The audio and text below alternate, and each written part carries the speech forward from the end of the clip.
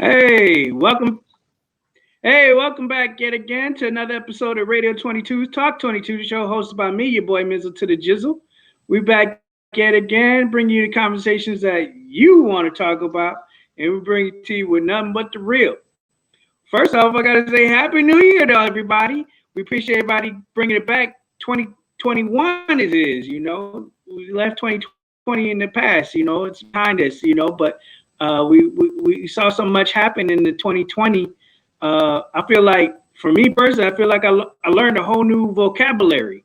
We were learning new words that we never even, new terminology that we never even spoke of before, using brand new words. But, we're going to talk about it. And today I bring my panel with me. Brought a group of heavy hitters once again, like I always do, to help me speak on it. Out of the Milwaukee area, I got the homie Dustin. Dustin is on the line. Can you unmute your mic and say what's up to the people?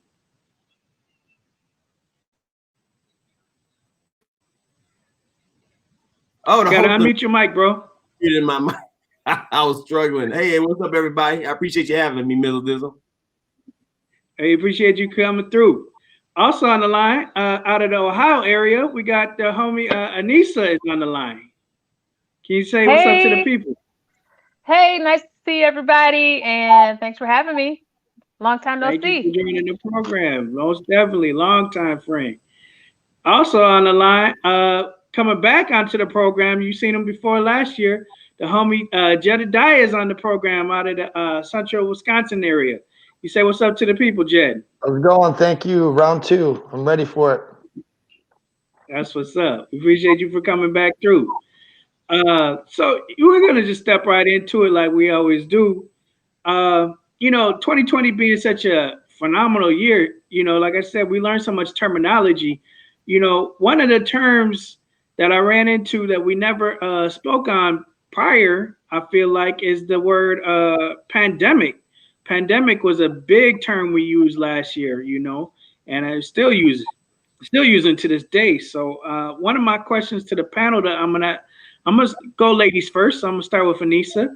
I want to ask, were you surprised how not ready our country was for a pandemic? So I was talking to my husband about this the other day, and when the leadership changed, so I come from a background, right, where I work for the government, and I had when we kind of changed leadership in the big office, right. Hmm. I noticed some significant changes in the administrative side of how things were operating, especially how close I was to the work that I was doing, how close I was to White House types of work. And I remember quite a few years ago, 4 years ago or so, Hmm. telling my husband, like, I said, you know what? I said, I pray that nothing bad happens. I said, because this administration is like a skeleton administration. I said, they're not operating how things have been operating. And I mean, I've been working for the government for, you know, 19, 20 years. I'm not going to date myself. Back when I was a child, right? No, I'm Got kidding. you. And I noticed changes then. And I said to my husband, now it's like, man, I hope nothing bad happens because I don't think this administration is going to be prepared to do it. But I wasn't even thinking pandemic. I was thinking something, national defense wise. But Yeah. yeah, and I mean, sorry, I may have talked it up. My bad. Well, we We got got a hit pretty pandemic. hard. My Well, bad. I But agree with you. We definitely got hit hard with that pandemic. Jed, I'm gonna go next to you. What is your feeling? Do you feel like you were surprised how not ready we were in this country for a pandemic?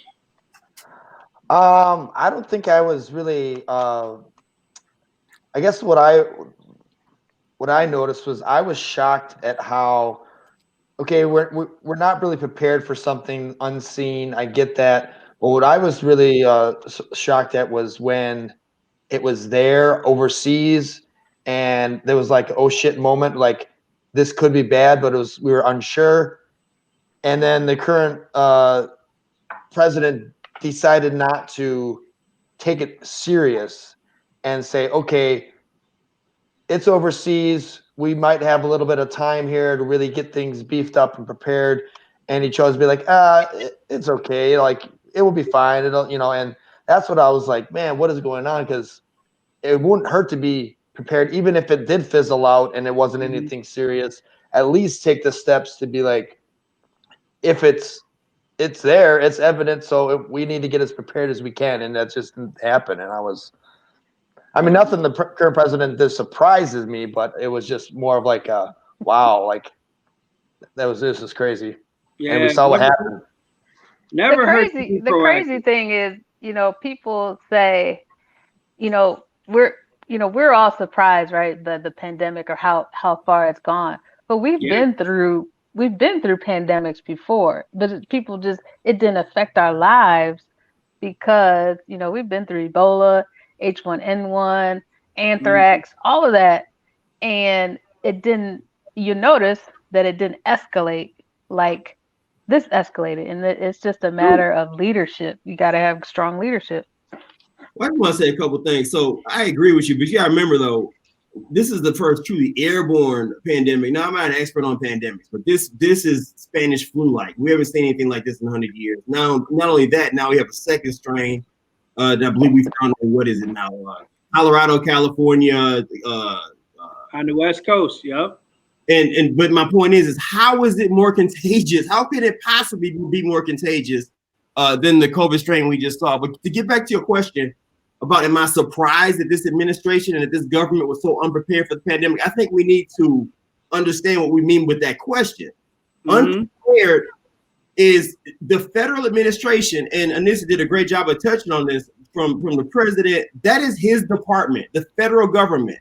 Governor Evers, Mayor Barrett, the mayors, the county executives, they don't have, or at least I'm here in Wisconsin, they don't have federal pandemic plans and structures and information that they're getting from China and boots on the ground in China and the ability to source PPE. Not only did they completely screw that up, okay, then they didn't take it serious, calling it the Kung flu. We got to remember this stuff in stages. We knew about it. He was more worried about the economy than he was actual lives, thinking it's going to fizzle out, disappear like magic, which of course it never did. So really, all he did was he did everything wrong.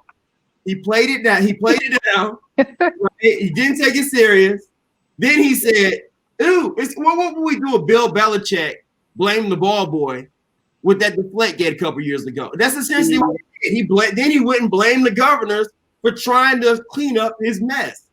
What should have happened from the very beginning, and I think we can all agree on this, we were worried about, oh, it's in this city, but it's not in rural areas, so we're not going to worry about it because it's a Republican area, this is a Democratic state.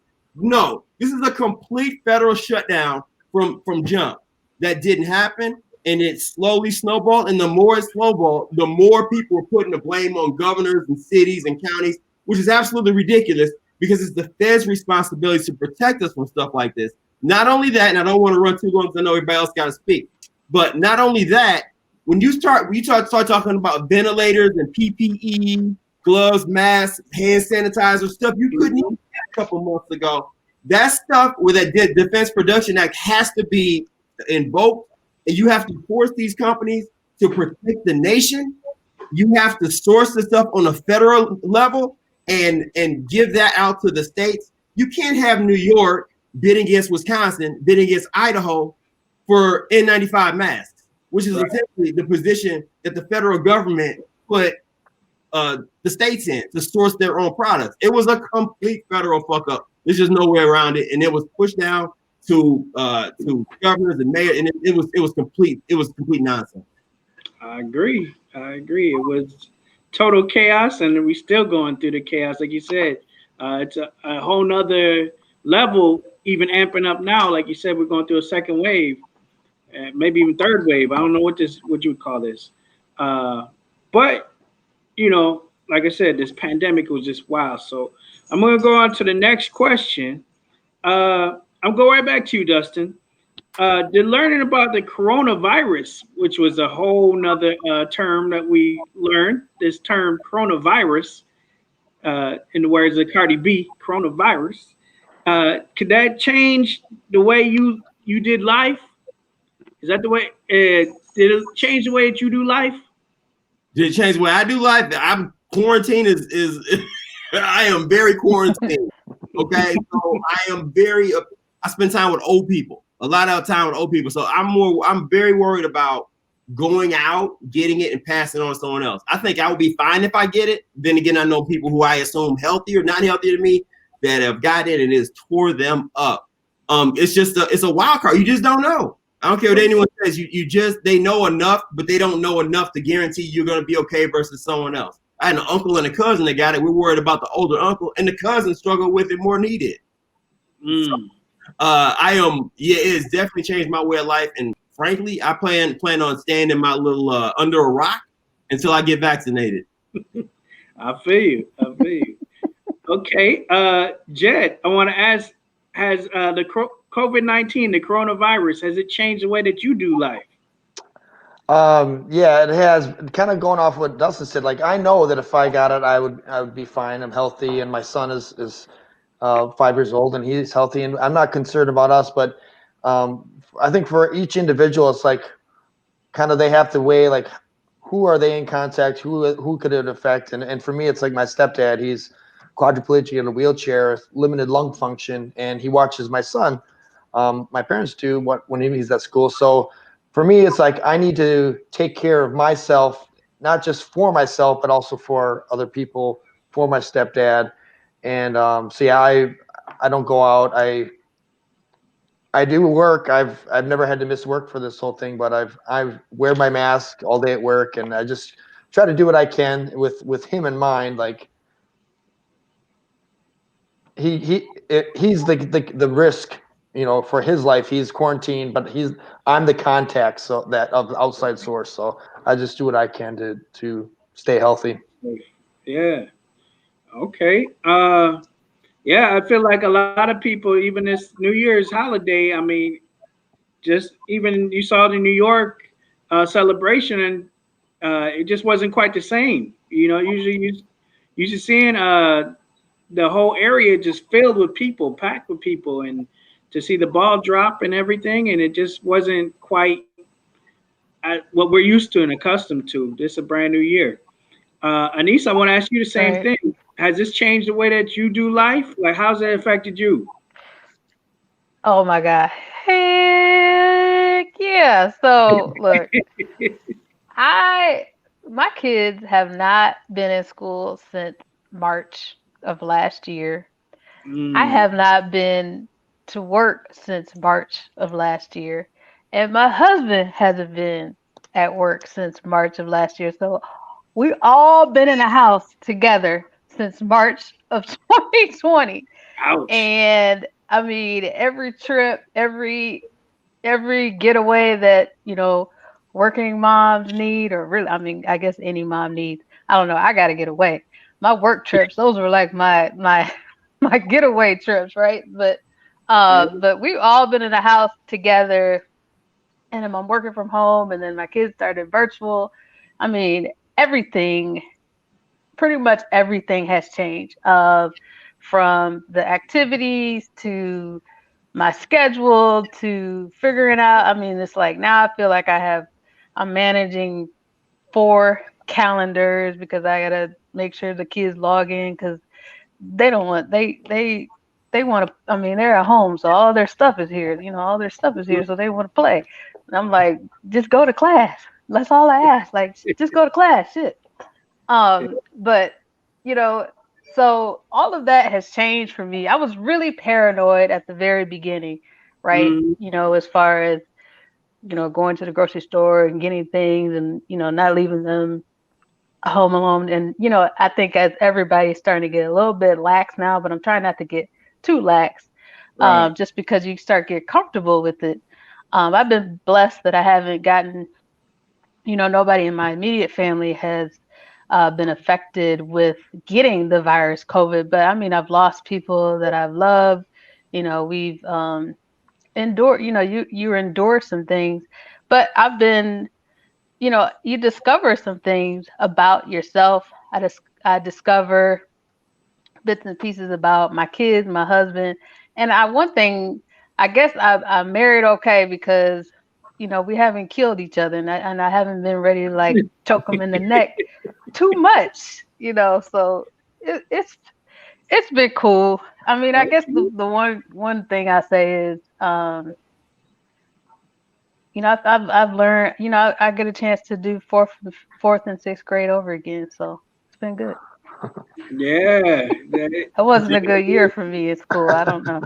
So I get a chance to do over. I get a do over. Yeah.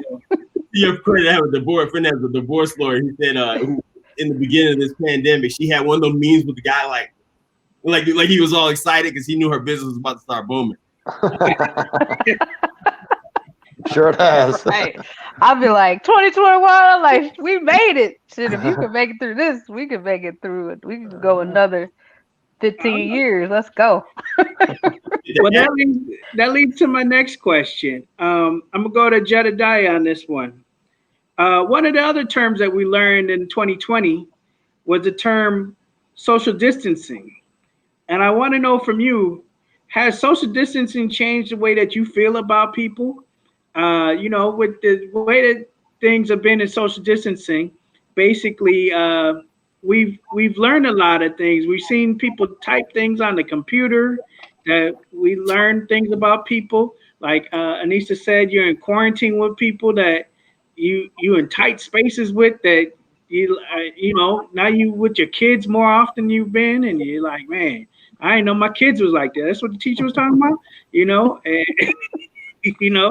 a lot of things around people that you have known or you've been living with all this time. I feel like it's an opportunity for you to get to know them that much more. And I'm wondering from you, has social distancing changed the way that you feel about those that you know or people that you've been around? Well, I guess when it comes to social distancing, another factor in that is masks. And the whole mask thing has kind of divided some people, made people like say, oh, you're a mask wearer, you're not a mask wearer. It's something that you wouldn't have ever thought about this person before this whole thing happened. Mm-hmm. And I've kind of dealt with some of that at work. I wear my mask at work, and not a lot of people do. And so, for the most part, it's not like any conflict or contention. But there's times where like people think, oh, this guy, and it's funny that how masks have almost become like a political statement. Oh, this guy, he must be a liberal or Democrat because he wears a mask. And it's like, why should that have to be even, tied in the same thing? But people will take that assumption about people not wearing a mask or wearing a mask. I mean, that's something that's kind of crazy that this whole thing developed. Yeah, that whole thing definitely became a political ploy brought on majority vibes through Donald Trump and his representatives. So as we all seen. Dustin, I want to ask from you. I feel like even through this whole social distancing thing, there's been things where like we've even seen like friends of ours who, you see on social media and stuff. You're like, man, I didn't know she was like that or whatnot, and or whatever you see, and you're like, man, I didn't know this about people. I feel like, have you been surprised through all this 2020 shutdown?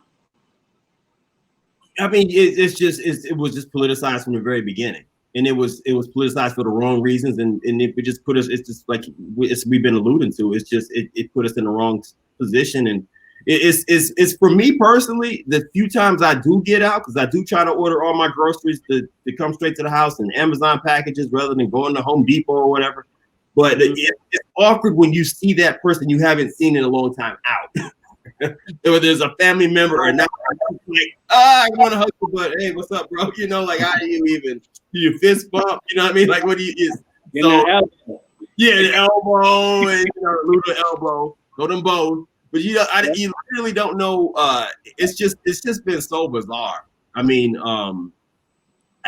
I just don't know what to say. But it is really the opposite reaction. Of course, with complete strangers not wearing masks. I've been a masker from the very beginning. I respect everyone's opinion when it comes to masks, unless the store has a policy that says you need to wear a mask. You need to be wearing a mask. The gym has policy that says you need to be wearing a mask. You need to be wearing a mask. You don't need to be in there with the mask around your chin, or you don't need to be in there without a mask. So if you within 6 feet, I was in where was I? I can't remember. It was some store that had to go in for some reason, which I rarely do. But there was someone in front of me getting into an argument with the cashier, and she turned around and looked at me, and she didn't have a mask on. I was at least 6 feet away. I took 2 huge steps back.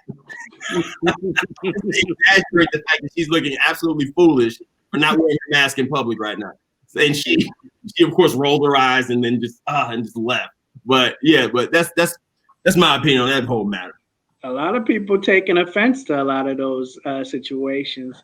But yeah, I mean, it's a whole different play, I think. Since Anissa kind of answered that question a little bit about her family and the different areas of social distancing, I'll move on to the next question. I want to ask, with another word that we used in 2020, quarantine, which was the shutdown that we had. How did the quarantine in America affect your hustle? I want to start with Vanessa. So for me, I would consider myself to be a lazy entrepreneur when it comes to certain things. Like I'm kind of like, I'll get it when I do it, but I have a regular day job, so it's not really my hustle. It's almost like a craft that turned into a job because people won't stop bugging me because they want me to make them, shea butter because they want to look good and soft and everything. So, but I mean, definitely I can see how the creativity in COVID and how it has just really boomed a lot of businesses that I've seen with the online shopping and pivoting to different stuff. For me, I was really focused on, for my day job, focused on historically Black colleges and universities and getting them more research opportunities with the Air Force. And so I had this great calendar schedule laid out. We were going to go down to Atlanta. We were going to visit all these schools. We were going to do all these things. And all of that got shut down. And so I had to pivot everything to virtual and radio and all of that. And I feel like almost that I was able to reach more people. The network just blew up. And to where, I'm doing training and webinars and multiple webinars every month to where, I mean, like now I can just tap into so many different more networks versus just having one conference where if that person was not at that conference, right, that physical actual conference, I missed them, and right. A lot of times. And so I think that that's one of the benefits of the pandemic and the hustle of me trying to get, I'm a Tennessee State grad. Hey, Tigers, go blue.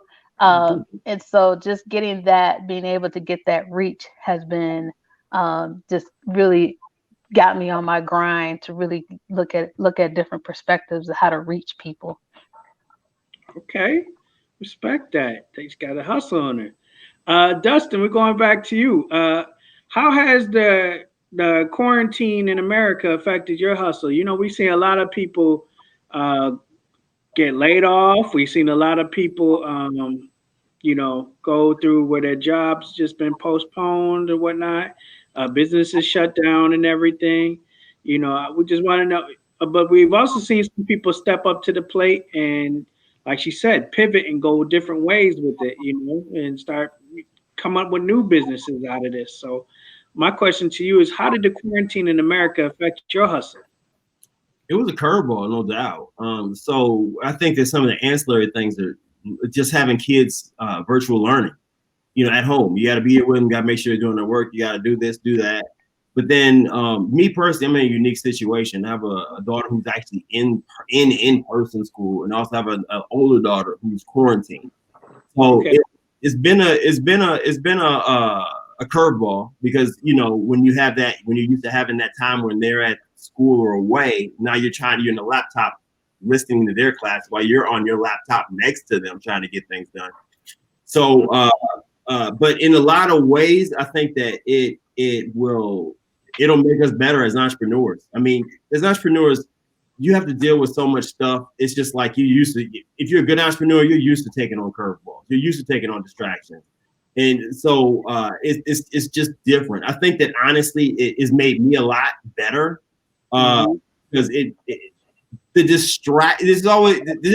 elimination of distractions is something I'm continually working on. And that's been a challenge, when your daughter's looking for a book and she can't find it, and you have to break off of what you're doing to help her out. But I think that ultimately, I think that we're gonna, as a people, as a nation, I think we're gonna learn. A lot of businesses are gonna learn how to remotely manage their employees. I think that there's gonna be a lot more employees wanting to work from home, and they're gonna have the leverage to be able to do so because these companies now know how productive they can be at home. At office space, I think the traditional office space we're talking about eventually is going to be a thing of the past, and it's going to be. I think ultimately it's a good thing. My daughter can operate Zoom now, which is insane. She's doing it. But it's overall it's been a challenge, but it's been okay. All right, I'm gonna go to you with that same question, Jed. I want to know from you, how has the quarantine affected your hustle? We've seen a lot of businesses shut down. We've seen some new businesses come alive in this time. Do you feel like the quarantine has affected your hustle? Well, it hasn't affected my day job, my full-time job. I work in the dairy industry, so it was deemed essential. So I was lucky in that regard that I haven't missed a day work since the whole thing. I got out of the service industry just in the nick of time. I kind of always had that as a side gig, working in restaurants, and the restaurant I was working at shut down a year ago, December, right before the pandemic. So I was kind of just retired from the whole service industry, and then I was like, man, I'm glad I was, because that's one thing that is crazy to see, is like how there's that whole contradiction of like, okay, people can go in and get groceries, but then people can't go in to get food at a restaurant. And it is interesting to see what took priority about, we're going to make these businesses sustainable, and the other ones are kind of just like bars, restaurant. We don't really, it kind of sucks to be them. It's kind of interesting to see how that all played out for some people. And some people it's affected all of us differently, and it's really, really crazy to see that it happen. That really ties, man, Jed, you're on a roll. That really ties into my next question here, which was the next term that we learned was essential workers. And, I never knew I was an essential worker. But, to find out from, who's essential and who's not, we really did learn that last year, didn't we? So my question to you, Jed, were you surprised to see who was seen as essential workers and who was not? Yeah, I was just kind of going off of what I said. Like, people can go into grocery stores, churches, like that. That was rationalized to be okay to people be in the same space and sing, but then people can't hang out, in restaurant, and it has really been impressive to see how some restaurants have tried to adapt, make change from being as a fine dining restaurant to, we got to start preparing orders to go for pickups, and I kind of feel for them to have to endure that and try and make it. And Barstool Sports, it's been pretty amazing seeing them create that fund for small businesses and trying to keep some of these restaurants alive that have been around for 30 years, because there's no way that they can make it this long, even with the trying to adapt, trying to do the online to go orders. Just, it's not going to happen for them. But it's going to be sad to see these staple businesses fall apart like that. So that's cool to see. But yeah, it's interesting to see like the whole church is like, there's a lot of contradiction going on in the society about what's essential and what isn't, in my opinion. Yeah, I did see that. I want to ask you, Dustin, are you kind of surprised to see through this whole time who was seen as essential and who was not? Absolutely. And it's funny as we were doing that, I just saw someone comment about being had to step down from their job to take care of their kids at home. I mean, because they had to be virtually taught. So, I mean, there's an argument for me that needs to be made that parents are essential workers in the fact that you are now educating your kids at home. And do I think they deserve to be compensated for that? A small bit, absolutely. Mm-hmm. If you can't work because you have to virtually teach your kid, which is a function of what the government is supposed to be doing for you, that's been infringed on. And now your ability to make a living has been compromised. So I personally think that, but in the term essential worker, I'm just going to tell you my personal opinion. It's a made up word. It's BS. Okay. There ain't no way. I get the grocery store. Okay. I get it. We got it. I understand that. But there ain't no reason this should be in Super Target. I should be able to buy furniture and t-shirts and nail polish remover. I'm sorry, Nessa, if that's your thing. Let me stop. No, that's not my thing. But my point is why in the world? Okay, car dealerships, really? I gotta buy a car right now. I mean, okay, bars, restaurants, they're getting a bad rap, but that's just because this pandemic is like just targeted. It's just crazy. But churches, I mean, I'm a believer in God too, but I believe God gave us medication and science. But my thing is this whole essential worker thing. When you really look at it, it's about money. It's about politicians. It's about industries. It's about workers. It's about and that the money is what has created who is an essential worker and who's not. It makes no sense whatsoever. Food. I'm just trying to think of something. Yeah, we need to transport ourselves. Yes, someone has to watch our kids while we work in hospitals or take care of sick people. Okay.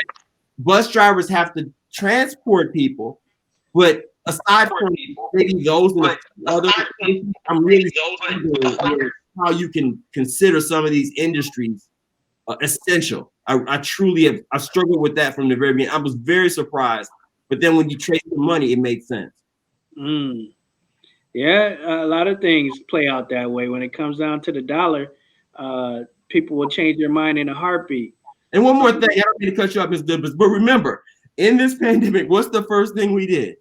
We bailed out the damn airlines. We did. What sense did that make? Isn't that crazy? That's ridiculous. Nobody was going to fly for years regardless. The airline industry, you can give them as much money as you want, it's going to crash. Why give them all the money and then say there's no more money left for the common folk? It's all about money.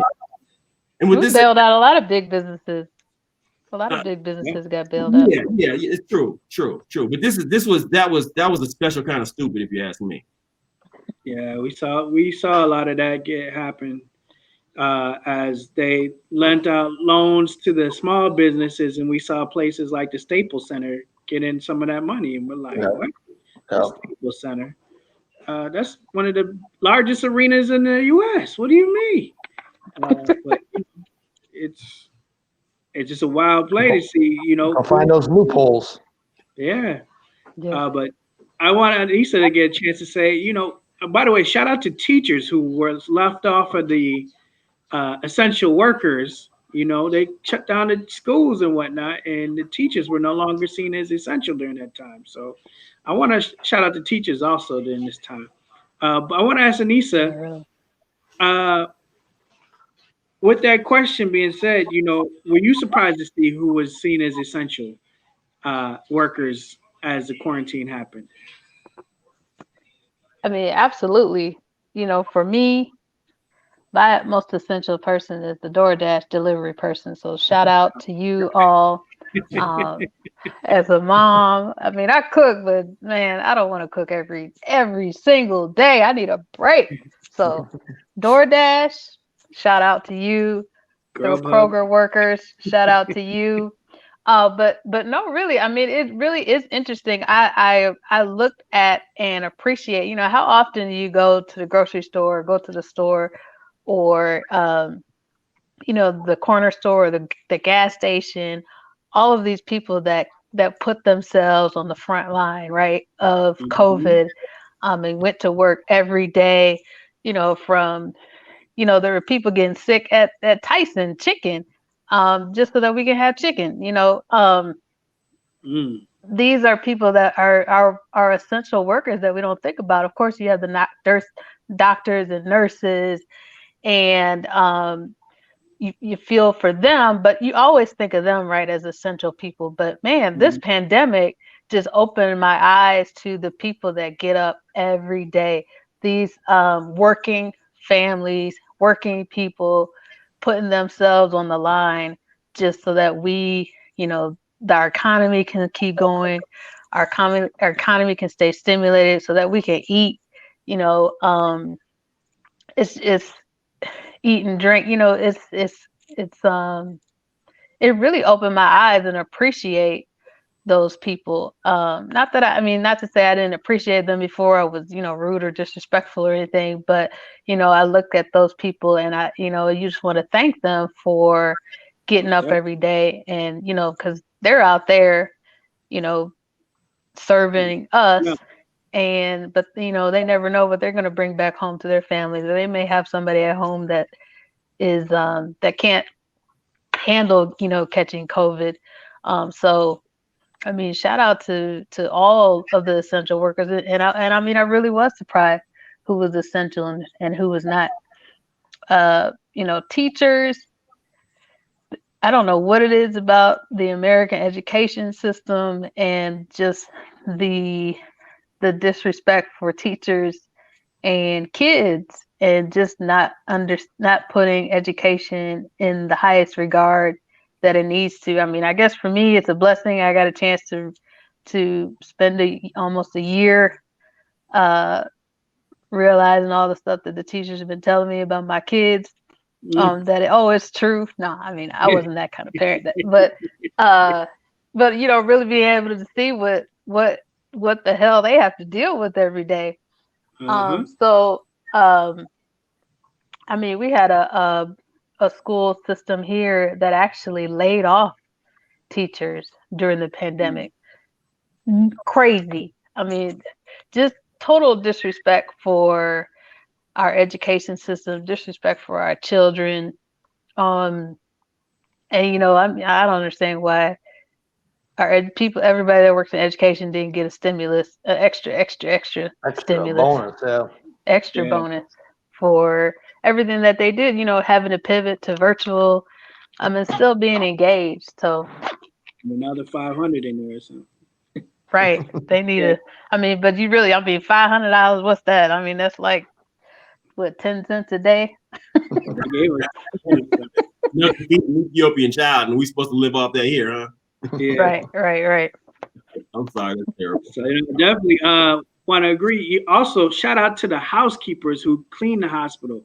We talk about the nurses and doctors, and shout out to them, but there's also other people in the hospital that people, like she's saying, that people don't pay attention to, like the housekeepers and the security guards and the other people who come up and function, make everything part of the function of the hospital and whatnot that goes on. So we salute all of you essential Amazon workers. Definitely. All essential workers. Yay for Amazon. It stands for Amazon. I'm sorry, they ain't perfect. They ain't perfect. I'm telling you right now, I need them in 2020. I'm gonna need them even more in 2021. Yeah, they made Christmas happen, didn't they? Yeah, they did. So I want to switch lanes here, and I'm going to go back to you, Anissa. I want to ask one of the other things that we learned in 2020, unfortunately, was the word protest and looting. And I want to ask, did it surprise you how many people took to the protests and looting across America? It really, did it surprise me? No, because if one thing about Americans, we don't know our history. This country was built on looting and violence, right? And it has an ugly past that we've never really dealt with, right? So when you look at the big uproar and the sadness and real cry for change with John Crawford and Ahmaud Arbery and the other deaths that have occurred, it really, I think we were in a quarantine, right? So like now it's like I got time to go protest because there's nothing, people were separated from their normal lives. You're not taking your kids to a basketball game or soccer game, or you're not going out, you're not going out. You don't have a birthday party, that's canceled. Everything's canceled, but you know what's not canceled? That protest. So that's what everybody's gonna show. That everybody. It was just, it was almost like I loved it. It was like divine intervention to me. It's almost something that we needed. It was like we're not cleansed yet, but it definitely brought things into perspective. I love the new focus on Black history, the real Black history in America, the focus on Black owned businesses, and not the watered down approach to it, right? I mean, the real deal, like, oh yeah, you know what? There are Black designers out there. How come they don't get any love? There are Black radio hosts. How come they're not getting? There's Black actors, people that we know in our community, but get overlooked at all of the other very diverse communities that we have in the United States, are like, oh, well, you're right. There is, how come I don't have any books in my house with any Black children in the book and I'm white? It really makes you self-reflect on those types of things. So definitely, when it comes to protesting, you're gonna get looting. You may get some looting, and I've seen cases where there's people that are protesting against one thing, and they're trying to shut down the real reason for the protesting Black Lives Matter, and doing things to counteract that. And then, I mean, you're gonna get some people that are not there for the right reasons, and so it happens. But my thing is, at the end of the day, we were founded on we have a dark history here that's never been dealt with. And so until you deal with that, then sometimes when things escalate, it may escalate to a level that you don't necessarily want. Got you.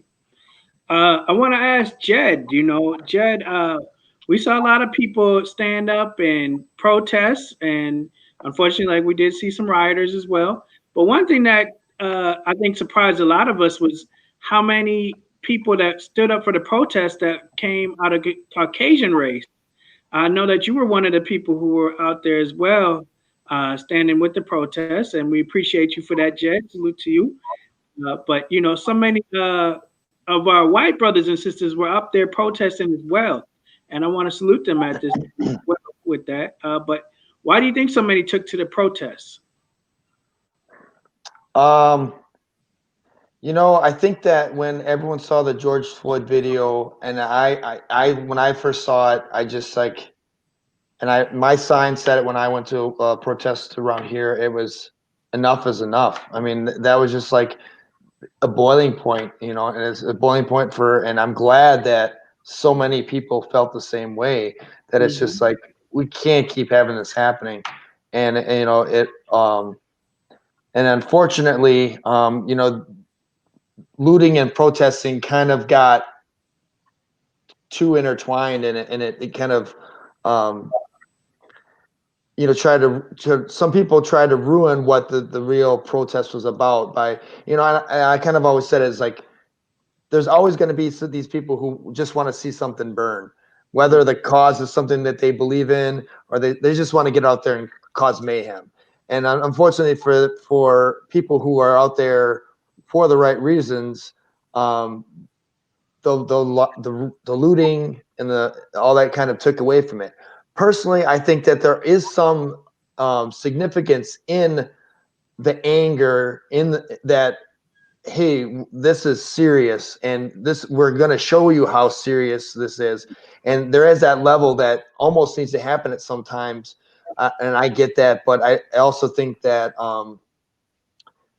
that the people who don't quite understand it, it's just going to make them disagree with it further, because they see this.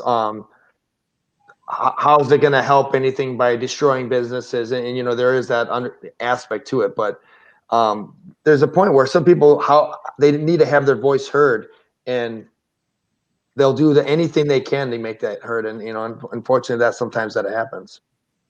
Okay, yes. I mean, sometimes you know you gotta shake things up a little bit to get heard. Sometimes out there, else they're not hearing you. Uh, Mm-hmm.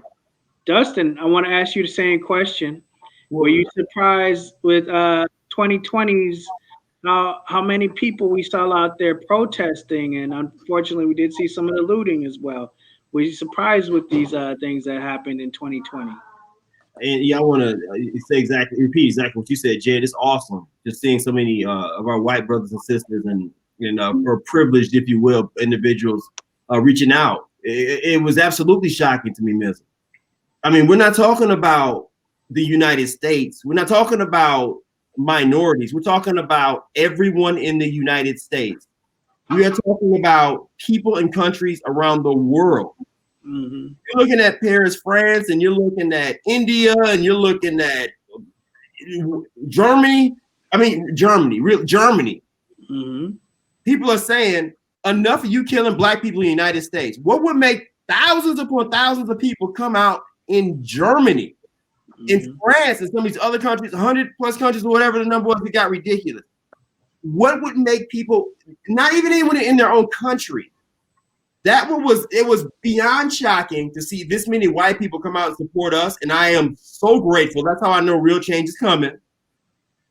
But on top of that, around the world, I'm trying to think of what would happen in any of those countries I just mentioned that would make me get my black ass out of bed to go to a protest for.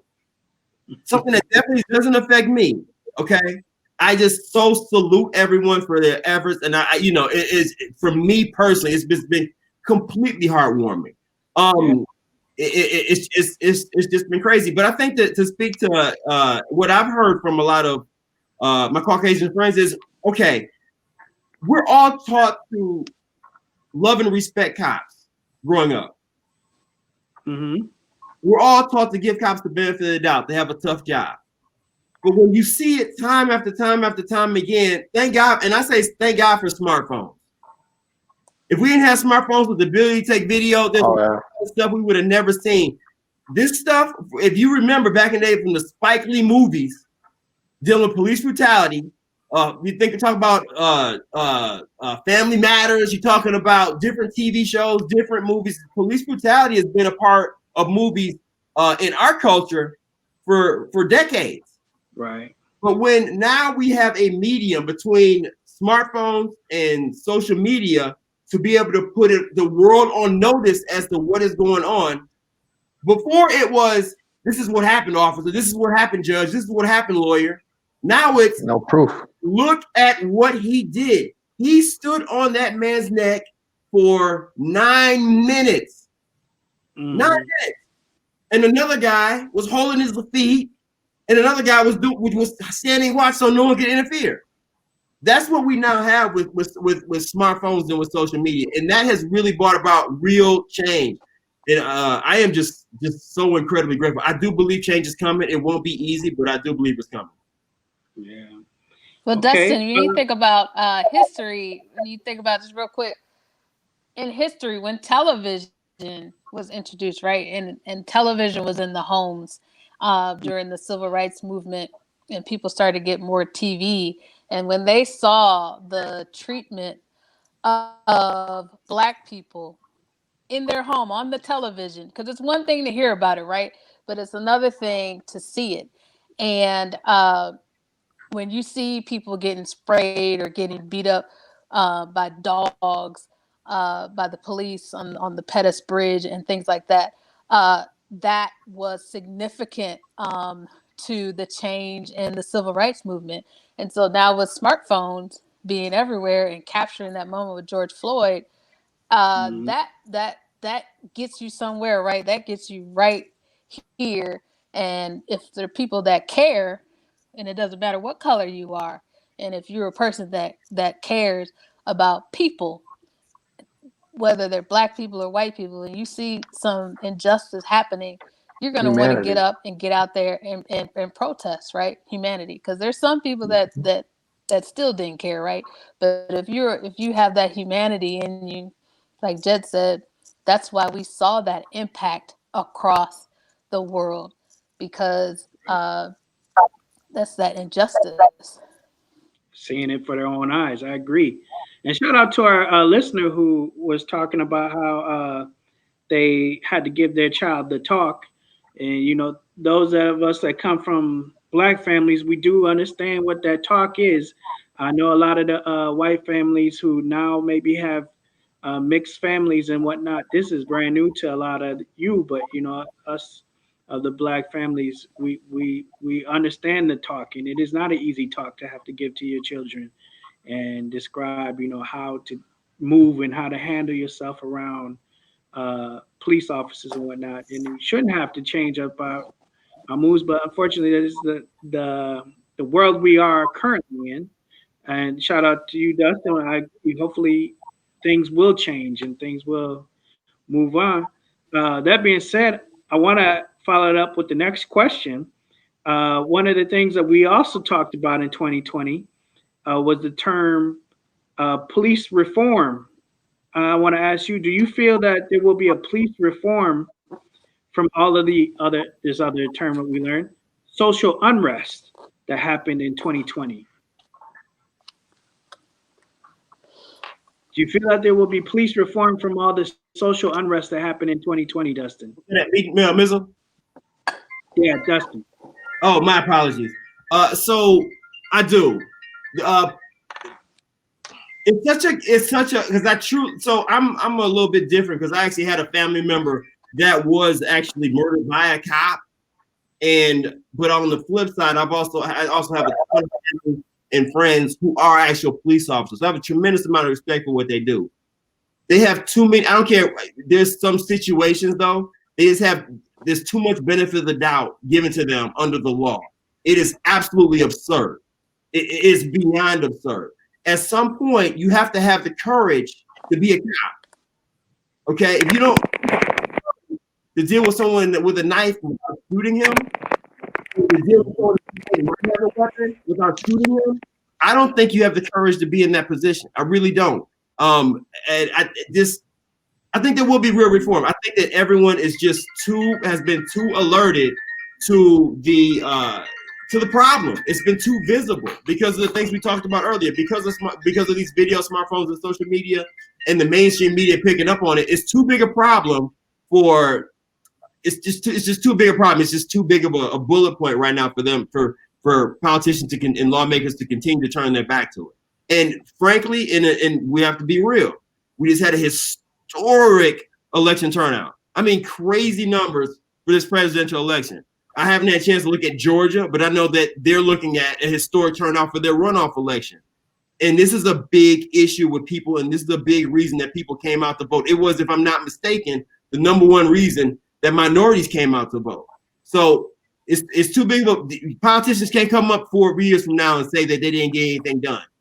They just can't. So I do think real change is coming. Okay. Anissa, I want to know from you, do you see any, police reform coming from all of the social unrest that happened in 2020?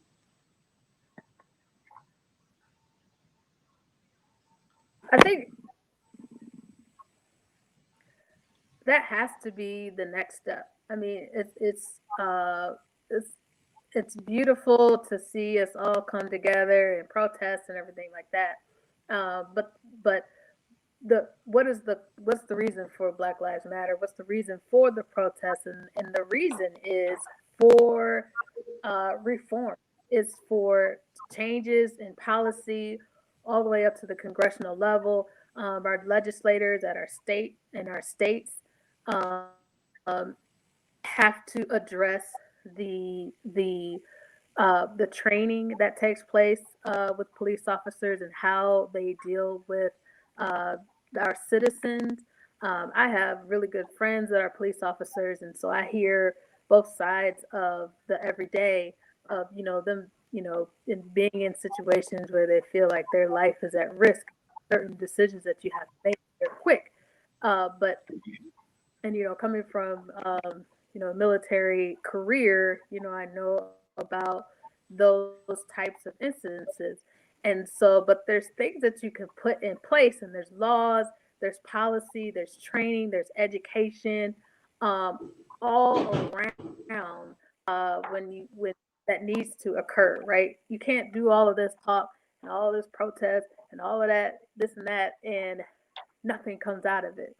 Whether it's gun laws, police reform, and one of the big subjects that was talked about was defunding the police, which I hate that phrase because it's not what's really happening, and it's really a matter of, hey, take some of those resources that we use for policing, that police officers have to deal with, like mental illness and people on the street that are mentally ill, that are causing some of the crimes because they are out on the street versus not getting the services that they need. Why are police officers dealing with that?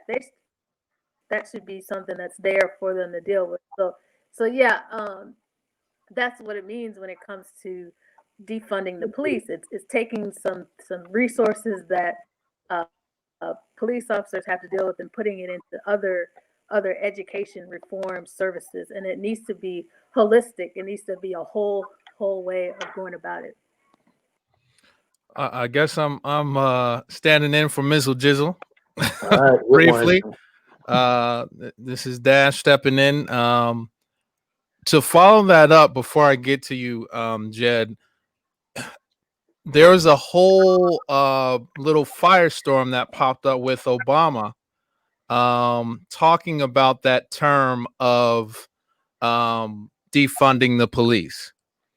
And Obama was critical of it because his stance was that to be able to get legislation changed, you need to have something that's capable of bringing in both sides.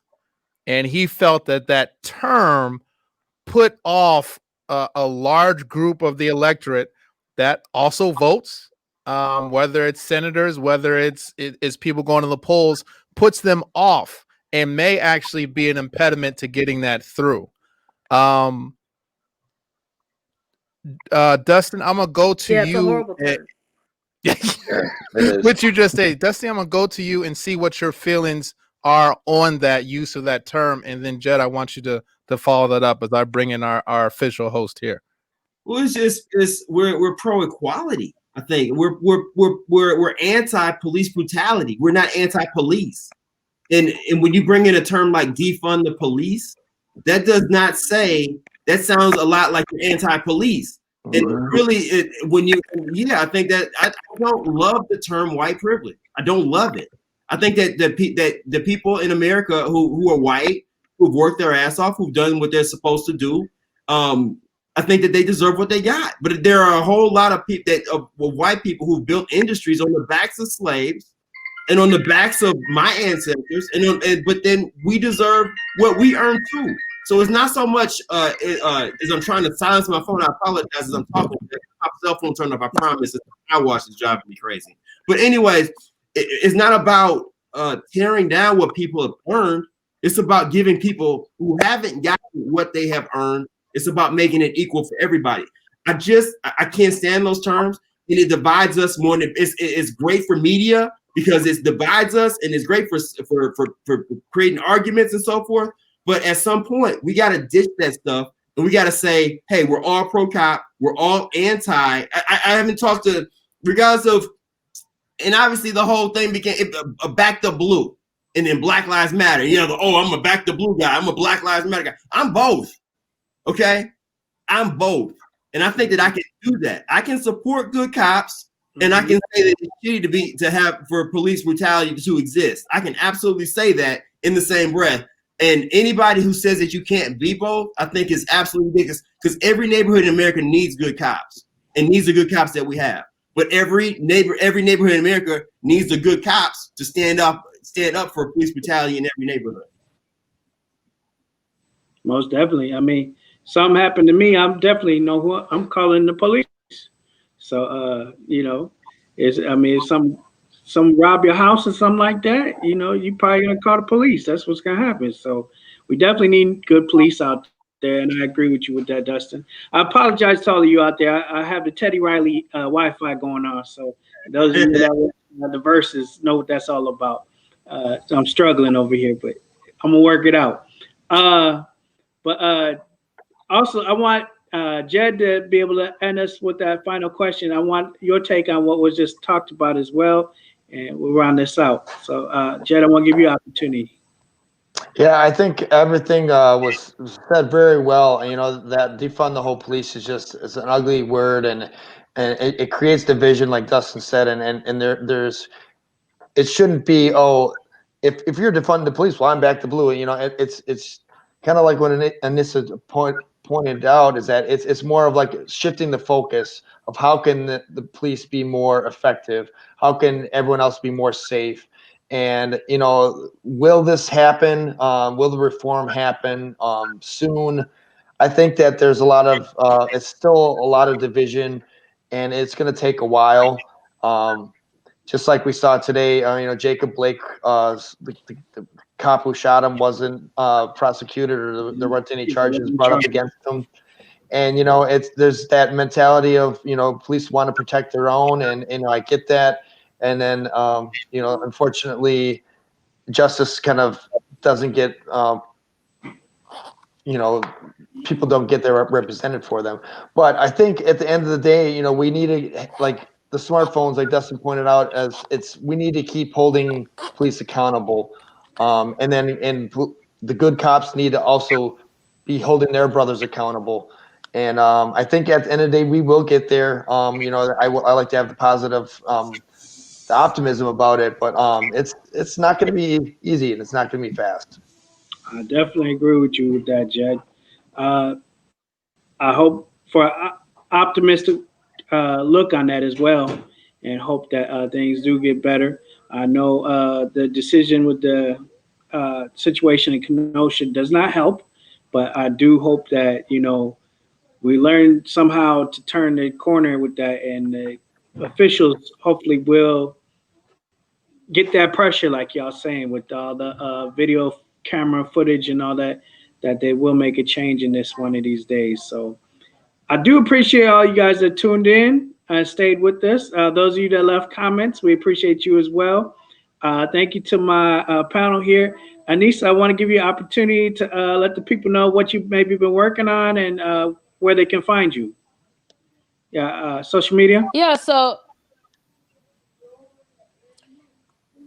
you can find me on Instagram. My name is Anissa Lumpkin. I'm pretty easy to find. Instagram, LinkedIn, Facebook. I may add you. I may not. Depends on what you got going on. But just hit me up if you're looking to network in various areas. My specialty, I specialize in working with small businesses who are interested in working with the Department of Defense, their technology programs, businesses. And so if that is something that you think you are interested in or looking to go into, hit me up.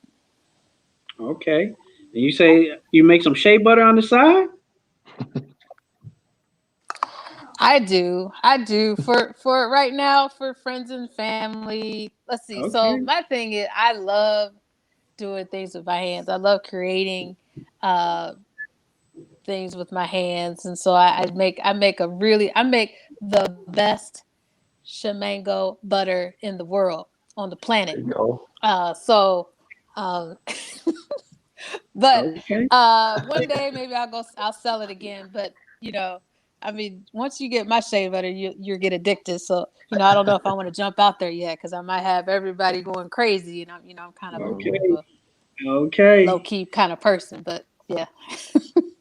Y'all hit her up now. Y'all heard it here first. We thank you for joining the program. As well, we also have Dustin on the line out of the Milwaukee area. Dustin, can you let them know where they can find you, bro? Yeah, I'm easy to find. It's just Dustin Bowie on Facebook, Dustin_Bowie on Instagram or the gram. I'm trying to stay, cool with the kids. But it's been a pleasure to be on the show. I thank you very much for having me. It's been fun. Thank you, brother. We appreciate you joining the program as well. Last but not least, Jedediah, thank you for coming back through. Can you let them know where they can find you? Yeah, thank you for having me a second time, Mizzle. I'm out here in Wausau representing central Wisconsin, so that's where you can find me. Instagram is Jedediah Brewer, and thank you for having me on again. We thank you very much, Jed, for coming through and joining the program with so much knowledge and information. But thank you once again, everybody who came to join the program. We appreciate you all here. Make sure to listen to more content here on Radio 22. I'm your boy, Mizzle to the Jizzle. You've been listening to Radio 22's Talk 22, show hosted by me. Until next time, y'all. Peace. Happy New Year.